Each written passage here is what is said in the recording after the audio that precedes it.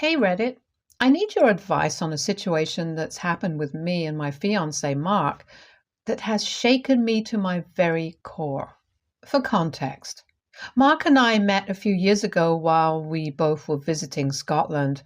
I was on a solo vacation there as it had always been on my bucket list.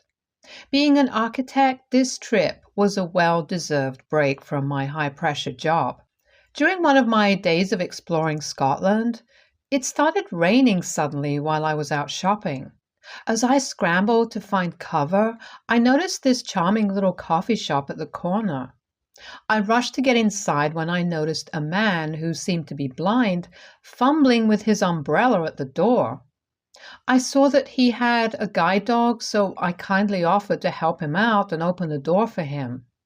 Little did I know that this chance encounter with this stranger would turn into something so incredibly meaningful. He introduced himself as Mark, and we struck up a conversation during that rainy afternoon. His incredible personality, ability to crack light-hearted jokes, and unwavering kindness drew me to him like a magnet.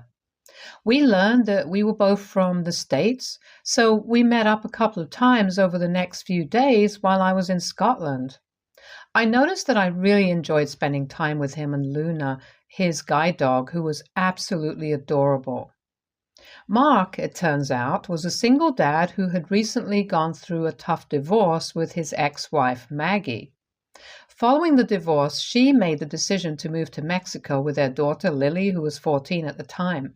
She did this so her family could assist her in raising their daughter full time. Mark really seemed to miss and talked about Lily all the time. He would share stories about her birth and the time they spent together before the divorce. Unfortunately, after this tough time, Mark also lost both his parents to a tragic accident. They left him behind a substantial fortune which enabled him to pursue his passion for music. He showed me all the songs he had written over the years and seemed to be really talented. When we both were back in the States, we continued to meet up and I could see myself falling for him. We took it slow as he had just been through a divorce and I wanted to take my time to get to know him completely. After 2 years of dating, Mark surprised me with a proposal in our favorite cafe. I didn't see it coming, but I said yes right away. I knew in my heart that this was the man I wanted to spend the rest of my life with. What made the moment even more special was that Mark had secretly flown in my parents and some of my friends to be there and celebrate with us. It was an incredible surprise that made the occasion even more memorable. Soon after the proposal, Mark asked me to move in with him. It was easier for me to move into his building, which already had accessibility features that made it easier for individuals with visual impairments like him to navigate and use the space. So I moved in and we split the rent and other expenses. Our life together was going smoothly and we were happy. Throughout our relationship, I have seen Mark try his best to reconnect with his daughter, but to no avail. Whenever he tried calling his ex-wife, the call used to go unanswered or she had some excuses so as to not allow him to talk to their daughter. He wrote countless letters hoping for a reply, but it broke my heart to see that she never wrote back. I always tried to comfort him, telling him that when she turned 18, she would surely want to reconnect. A few months ago, out of nowhere, something peculiar began to happen. Unmarked letters started showing up on our doorstep. The first time it happened, Mark asked me to check for a return address, but the letter had only Braille writing inside and Mark written on the cover. Mark read the letter and his face lit up with joy as he told me that it was from his daughter, Lily. I checked the letter and it seemed like his daughter had finally decided to reach out to him. I found it really sweet that she was learning Braille to communicate with him. The letters kept coming every week and Mark would eagerly read each one, convinced that they were from Lily. He would tell me stories from the letters about how she was doing well, how she missed him, and how she wanted to see him soon. The letters talked about mending the long broken bond between father and daughter. It was heartwarming, and I hoped that this was indeed a fresh start for them. But as the letters continued to arrive without any address mentioned, my suspicions slowly started to grow. Something about them started to not sit right with me. I checked again, and the braille writing inside seemed unusually perfect, almost as if it was professionally done. I couldn't help but wonder if these letters were genuine or if there was more to the story. I knew I had to investigate further, not just for my peace of mind, but to protect Mark from any potential harm. I told Mark repeatedly to ask Maggie directly regarding this, but he seemed convinced that it was his daughter writing him letters. He was afraid that his ex-wife would stop their daughter from sending letters if she found out about it. Eventually, Mark received a letter where his daughter claimed that she wanted to meet him at a diner that weekend. He was overjoyed, and the anticipation was palpable in his voice when he told me. I couldn't bear to dampen his spirits, but something inside me just couldn't shake the doubt. I had another concern, which was that Mark didn't have a photograph of his daughter. During the divorce, Maggie had taken all the family photos with her, likely due to her resentment towards Mark. This meant that I had no clear idea of what she looked like either. I insisted Mark on reaching out to his ex-wife this time just to double check with her. I reminded him that it's crucial to verify this, given the years of silence between him and his daughter. Mark reluctantly decided to make the call, but it went straight to voicemail as usual. He left a message asking his ex-wife to call him back so they could discuss their daughter, Lily. Now, the weekend finally arrived, and Mark was filled with anticipation as he got ready to meet his supposed daughter, Lily. He had asked me to accompany him, and we both headed to the diner where Lily had mentioned in her letter that she would be meeting him. We arrived a little early, as Mark was really excited to meet her after so many years. I could see him repeatedly checking the time on his braille watch, hoping that this long-awaited moment would soon become a reality. We sat there, sipping our coffee and anxiously waiting for her. I kept my eyes on the entrance, wondering what would happen when Lily walked through the door, if she would at all. Suddenly, a young woman entered the cafe. She matched the vague description of what Mark had provided me. Short, with long brown hair. Her eyes met Mark, and she walked over to greet him. Mark reached out to hug her, but her demeanor seemed distant, almost rehearsed.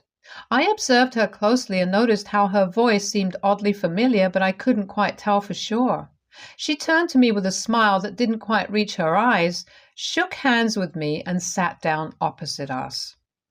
Lily and Mark began to catch up while I went to order a coffee for her. They started discussing their past, Lily's life in Mexico, and how much Mark had missed her. Lily's responses seemed rehearsed, as if she was telling Mark what he wanted to hear. Her stories didn't quite add up, and there was a certain disconnect in her demeanor. Mark's voice, on the other hand, was filled with pride and longing, and it was clear that he believed this was the moment he had been waiting for. But the longer I watched, the more I noticed inconsistencies, and something about her account kept sounding oddly familiar. She told him how her mother refused to let her talk with him, so she had been secretly sending him letters in braille. She decided to buy a one-way plane ticket after she turned 18 so she could visit him and hopefully spend some time with him now. Mark was overjoyed after hearing that. He looked ready to embrace Lily and rebuild their relationship.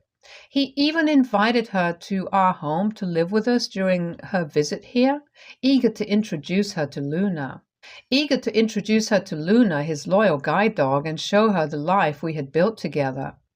She, on the other hand, just nodded in agreement. After our meeting, the three of us walked back to our apartment when I suddenly remembered that we were out of milk, eggs, and a few other things.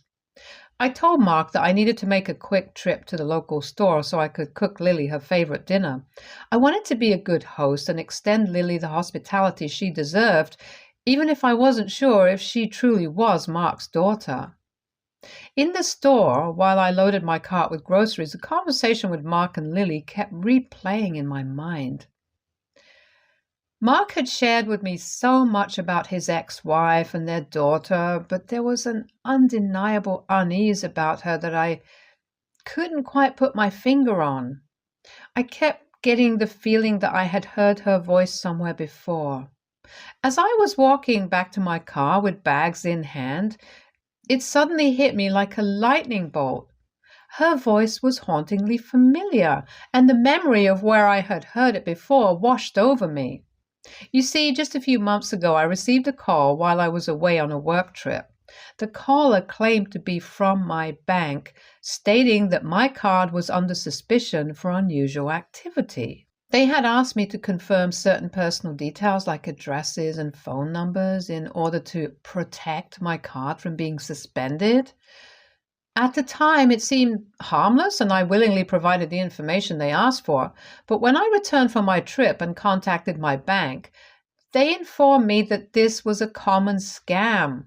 Scammers like her trick people into revealing their personal information by pretending to be calling from the bank. I have always felt ashamed since then for falling for such a stupid but obvious scam. The realization struck me that Lily's voice sounded just like the woman who had called me, posing as my bank's customer support. It was a chilling connection as I pieced together how she had found out about our address so that she could send the letters. I knew I had to rush back to warn Mark that his fake daughter was a scammer before something happened to him. I hurried back home with the groceries in hand, almost jogging to reach our building. I heard Luna's frantic barking echoing in the corridor as I approached. I felt a deep sense of foreboding as I noticed our door slightly opened, ajar, and I knew immediately something was wrong.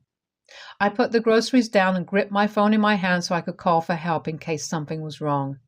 My heart was racing, and I pushed open the door to be met with a scene of chaos. Our entire house was ransacked, with belongings strewn haphazardly. Mark was lying on the floor, blood seeping from a wound on his head. Luna was barking in distress, helplessly, clearly agitated by the intrusion. I immediately rushed to Mark's side, checking for signs of life, my hands trembling. When I realized that he was still breathing, I immediately dialed 911 for help. The police and paramedics arrived on the scene immediately. I provided a statement to the police describing the scammer who had posed as a supposed daughter to my blind fiancé, the potential connection to the past scam call, and the chaos that had unfolded when I left to buy groceries. I felt racked with guilt for having left my fiancé alone during the incident, but the police quickly reassured me that it might have been the safest course of action. They emphasized that had I been there, the intruder might have resorted to more violence or even worse, taken me as a hostage. They seemed to think that Mark's blindness may have been the sole reason he was left unharmed, as the intruder likely believed he wouldn't be able to identify them.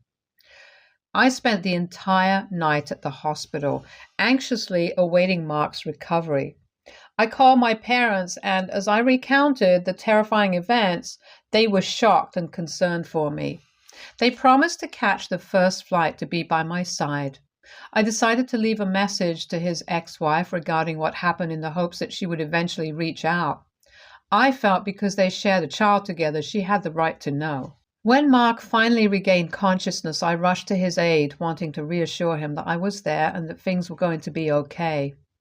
He complained of a pounding headache, but said that otherwise he felt okay. His first question was about Lily's whereabouts, and I hesitated before recounting the events. To my surprise, Mark's reaction was not what I had expected. Instead of relief, he grew visibly angry. He criticized my decision to involve the police, expressing his fear that they might arrest his daughter and subject her to severe charges. He believed that she had fallen into the wrong hands and was afraid that something might happen to her. I tried to explain that she wasn't truly his daughter, that this was all an elaborate scam, but he vehemently defended her. He argued that she must be his daughter because of everything she had talked about from their past.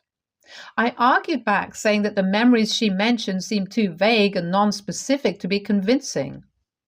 Mark seems adamant about his stance regarding this situation and refuses to talk to me.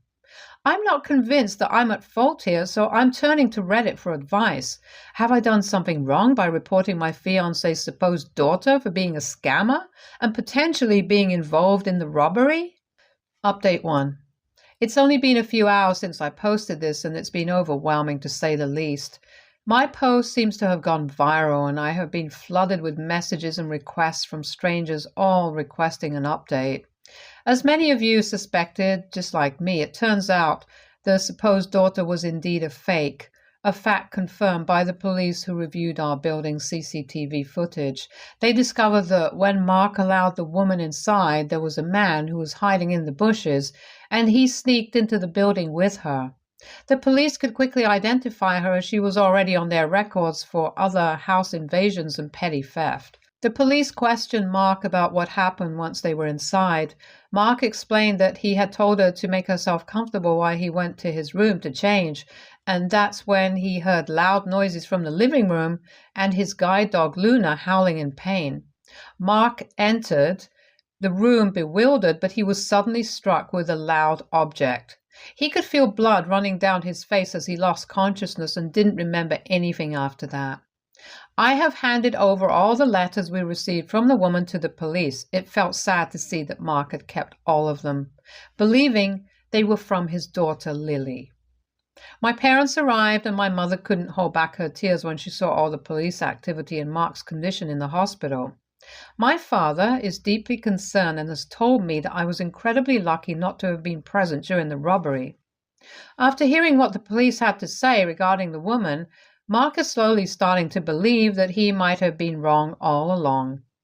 My heart breaks for him, as I know all he wanted was to reconnect with his daughter.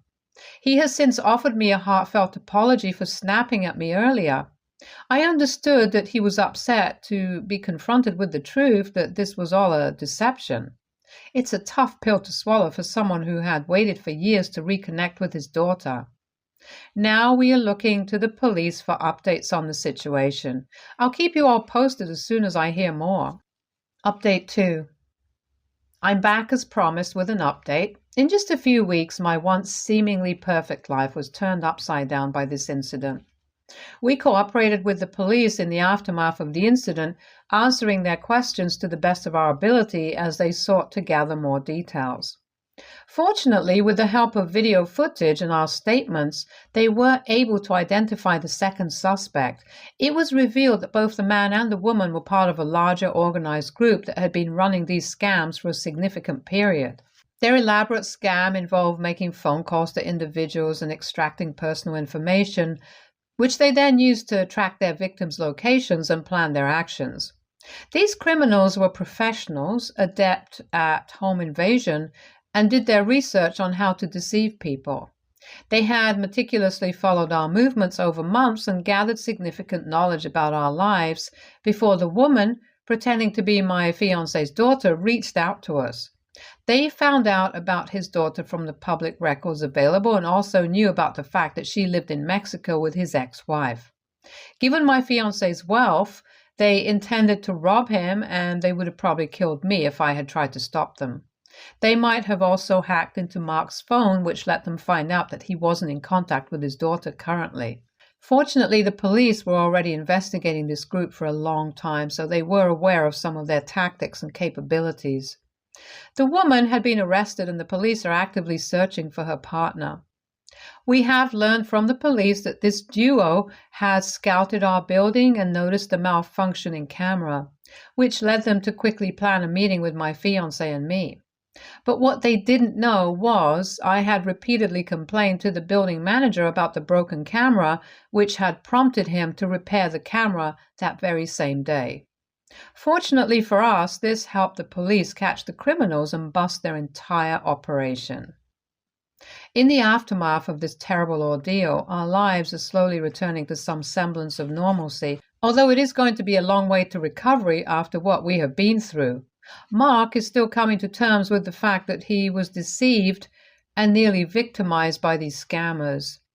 The emotional toll on him has been substantial, but we're working through it together, taking each day as it comes. As for Mark's real daughter, the one he so desperately wished to reconnect with, finally gave him a call. You see, after I had left a message for his ex-wife, she called me back sounding really concerned. I had filled her in on what happened and she was in disbelief. She assured me that Lily was safe with her in Mexico and she was relieved that Mark was alive and safe. I guess the incident really shook her up because in the days that followed, she called me regularly asking for an update on the situation. She told me how she never meant to keep her away from him. Because they had such a nasty divorce, she was angry towards Mark, but because of the incident, she realized what a huge mistake it was. Mark and his daughter spoke for the first time in years, and I watched as he struggled to hold back tears. I couldn't help but feel relieved that there was something positive coming out of this horrendous situation. His ex-wife has promised us that she would be flying with Lily as soon as she can get a break from her work so that they can all meet and reconnect. Lily calls her dad regularly now, so I am hoping that their relationship will continue to grow stronger. As for me, I'm doing okay. Or at least that's what I keep telling myself. I can't help but wonder what might have happened if I had been present during the invasion. Since returning home after Mark's discharge, we have installed additional security cameras and automatic sensors in our home to ensure our safety and peace of mind. My parents stayed with me throughout this period and only returned to their homes once I convinced them that I was feeling much better. Despite a few skeptics, the support and advice I have received from Reddit community these past few days has been invaluable. Mark and I are grateful for every word of encouragement and guidance we have received, and we hope that by sharing this we can raise awareness about these types of scams and prevent others from falling victim to similar schemes. Thank you all for your support, and we'll keep you updated as we move forward. Update 3. It's been 6 months since my last update and I am finally back. I kept away from updating this post as I needed time to move forward in my life. Since my last post, Mark is no longer my fiancé. He is my husband now. That's right. I have been married for 2 months now, and I have never been happier in my life.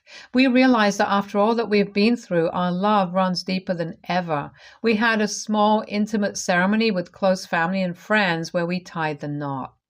Mark's ex-wife and Lily did come to visit us as they had promised. We went to pick them up from the airport, and the moment Lily saw Mark, she ran into his arms, and I could feel how much they had missed each other. Maggie, Mark's ex-wife, turned out to be a wonderful person and repeatedly apologized to Mark for keeping Lily away from him after their divorce. I later learned the reason behind her harsh decisions. You see, when Mark and Maggie got married, they had discussed not having children. Mark has a genetic disease that eventually caused him to lose his sight despite multiple operations and treatments, and he was afraid of passing it on to a child. But one day Maggie discovered that she was pregnant, and when she told him, he was really upset. She was worried that the baby might inherit his condition and it would ruin their child's life. Although Lily seemed perfectly healthy when she was born, Mark couldn't shake the guilt that she might eventually develop the same symptoms that had afflicted him. This burden of guilt weighed heavily on him, which hindered him from connecting with his daughter as a father should. He was racked with remorse every day, believing he had passed his blindness on to his beloved child. This, among other issues over the years, eventually led to Mark and Maggie's divorce. Since Mark was blind, he couldn't take care of the child on his own, so custody was granted to Maggie completely. I could empathize with both of them, understanding the pain they experienced as parents in such a difficult situation. Lily has expressed to us her wish to shift to the States so she can pursue her education here. She seems to have fallen in love with our way of life and has noticed how much more comfortable people live here. Lily believes that pursuing her education in the U.S. will open up new opportunities and a brighter future for her. We wholeheartedly agreed and let her know that our home is always open to her so she can stay with us for as long as she wants. Mark and I are going to check out universities she can apply to, and we'll talk to our lawyers about her visa. Maggie is on board as long as it makes Lily happy. Now, onto the most crucial part of this story. The man, who was the mastermind behind the entire scam, was finally apprehended by the police. This was a significant breakthrough as the police could then crack down on the entire operation. Shockingly, we learned that 83 individuals had fallen victim to the scam just like us, and a few had even lost their lives. The scale of this criminal operation was truly shocking and deeply unsettling. I can't reveal anything further as advised by our lawyer. We will have to testify in court along with the other victims when this eventually goes to trial. I hope this is going to be my last update as I can move on in my life with my husband and put this horrendous incident behind us. With the mastermind behind bars, our home secured, and Lily reconnecting with her father, it feels like we're finally on the path to healing. We're excited about what lies ahead and the happiness we can create together. I can't thank you all enough for the support and advice you've given us throughout this ordeal. To everyone who reached out to me, your kindness and guidance have been invaluable. Stay tuned for more stories from our girl relationships.